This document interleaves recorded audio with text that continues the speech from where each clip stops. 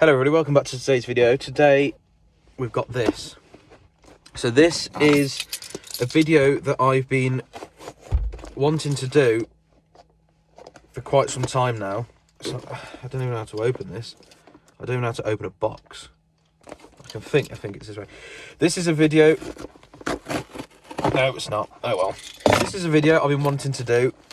It's the Apple CarPlay and Android Auto wireless retrofit for the Pre-LCI MINI F56, F55, F54, any of the Pre-LCI F series really. You've got to have the larger 8.8 inch display, I think it is, and also the or the smaller 6 inch display, I think it is. This won't work with the orange display. So this is a retrofit, so it does require taking the centre display out. The instructions that are included with these, if there are any, are in Chinese, so follow this video. I'll do my best to sort of translate it to English as best as I can.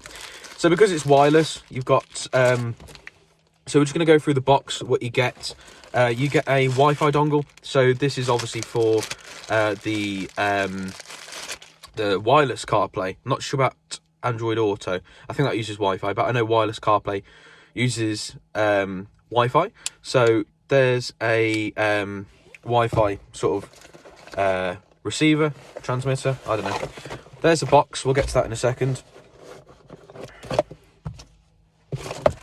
So you do get some instructions. As you can see, they are in Chinese. So I'll do my best to translate them, even though I'm not Chinese. Here is I think it's the LVDS cable. Basically, you unplug the current one on the back of the Mini, plug this in its place. Here is, I'm not sure what this one is. Okay, so this one is the USB cable. So if you did want to hardwire your phone in, which I am going to do, I'm obviously going to stick with the Wi-Fi as much as I can, but I'm going to route the cable into the glove box. So I've got like instead of plugging my iPhone cable in down here, I'm going to run it to the glove box. So this is USB cable, and I think it's also a display cable as well, because you've got some analog display connectors there. Oh, okay, so it's a reverse camera and front camera. So you can also wire up a reverse camera to this as well, which is pretty neat. Here is a replacement wiring loom. Well, not a replacement, an extension one, I think.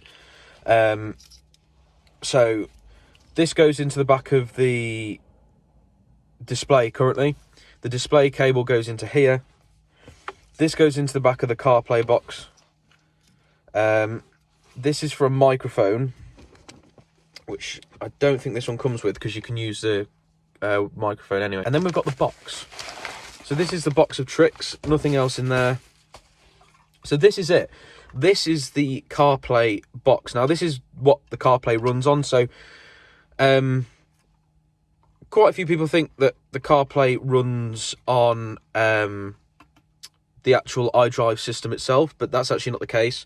It runs on this sort of external box. So your phone connects to this.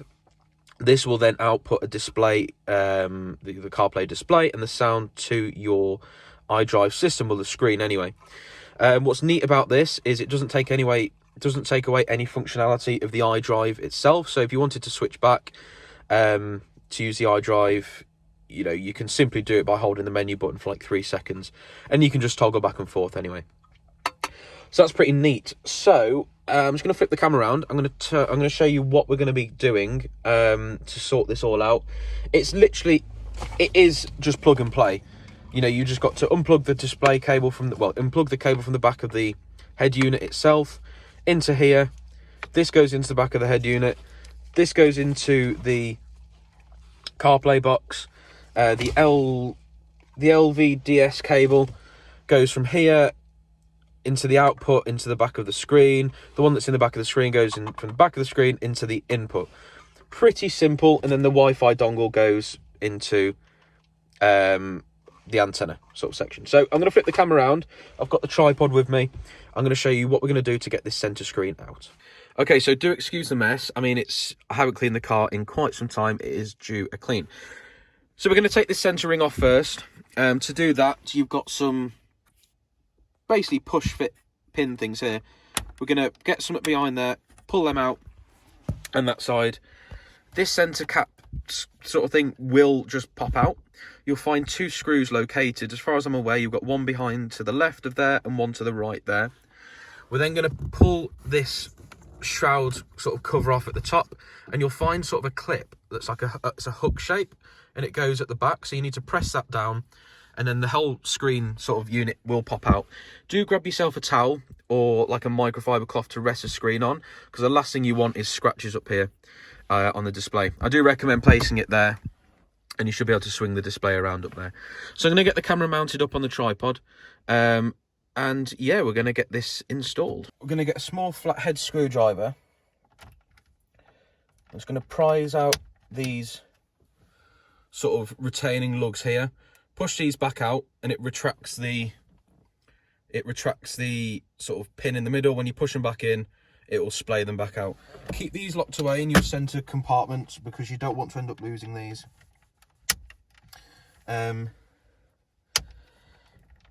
If you do break them, I'm sure you could just buy some more online. Again, they come out pushed in like that, push them out, and then just sort of, when you push them back in, push a clip sort of retaining lug back in as well. So next, hopefully the centre display should just pop off.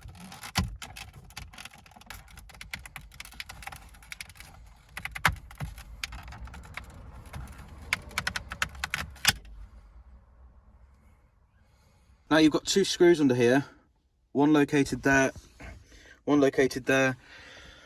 Now these are, as far as I'm aware, I'm just having a look at the screw.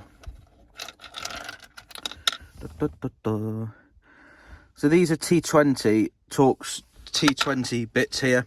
So he's going to get them out. We'll get them out now. Okay, so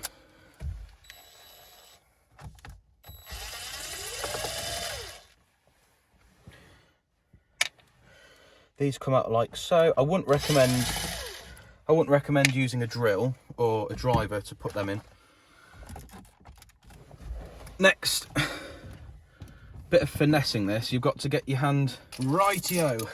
So we've got the display out. What I'm going to do, I'm finding a couple of these cables quite restricting at the moment.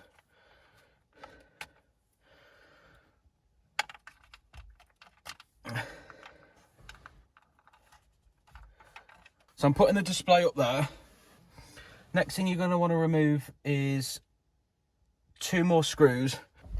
Right, and so this has been an absolute nightmare. I had to take off the climate control unit, the 2 vents here, to allow this unit to pull forward. So just bear in mind, I mean, these sort of vent units here, they just pull off. It's simple as that. They just pull off and clip back in. They've got sort of metal retaining clips there. So that's not a problem. This sort of climate control unit, that just simply pulls out as well, and there's just a simple plug behind. So we've taken off this LVDS cable, I think it is. You're going to want to plug this cable in here, like so. It's a bit of a tight fit. There we go. This one goes into the LVDS input. You can easily tell it's only going to go in one way. If you put it in the output and then you put the input there, it's not going to fit. So this is going to go in the LVDS input, like so. Bit of a tight fit, but you'll get there. This one goes in the LVDS output. We're going to get to that shortly though. I'm not in an incredible rush to do that. Next thing at the back here is a bunch of cables. So this is the sort of the wiring harness, I guess you could say. I'm not too sort of electronically minded. There's a lever at the back, pull it forward, and then it will unclip like so. I'm just going to root this out of the way. You're going to take the one that comes with the CarPlay box, plug that in like so, and then push that down until it clicks. Okay, now this one's going to go into the one that we've just taken out, route it back under,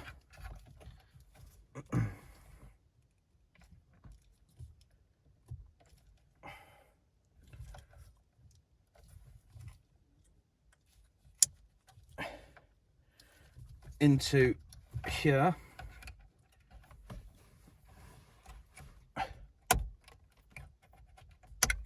and then it clicks down. Okay, so this goes into the back of the box here, this cable here. It says CAN power cable on there. Note as well, this is only going to go in one way as well. So plug that in like so. Okay, yeah, so this one goes into here. Wrong way. So no, this is the USB cable that plugs into USB camera. Plug that in like so. So this is where you're going to run your USB cable if you want to take advantage of that. This is the rear camera. If you want to sort of wire in a rear camera, and this is the camera as well. So we don't need to sort of worry about these sort of cables here. It's not something, yeah, we need to worry about. Just going to worry about this. I'm going to get this routed into the glove box, and we're going to plug our iPhone in the back of there. We may need that for the initial setup. Next thing is the Wi-Fi antenna. So we're just going to undo this. You can just tuck this behind the dash somewhere if you want. I'm going to take this, screw it into the Wi-Fi. Well, it just says antenna on there, but it's the Wi-Fi antenna. Screw that in on there, and we should be good to go. We've just got to plug in the LVDS output. I don't know if you guys can see, but up here, there we go, until it clicks. So now we should all be set up and good to go. So I'm going to tuck all this back in. You do have to get this sort of wide back into the back here if you can. Some people put it in the glove box. I'm not entirely sure where it's going to go yet, but we'll find that out anyway. So yeah, I'll be back in a second once I've put all this back. To point out, I've just tried to test it, but it didn't work.